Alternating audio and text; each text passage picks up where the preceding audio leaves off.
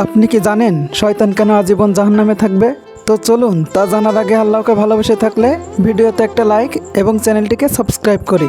তো যখন কিয়ামতের পর আল্লাহ তাআলা নেক ব্যক্তিদের জান্নাত এবং গুনাহগার বান্দাদেরকে জাহান্নামে পাঠিয়ে দিবেন, তখন শয়তানকেও জাহান্নামে পাঠিয়ে দেওয়া হবে।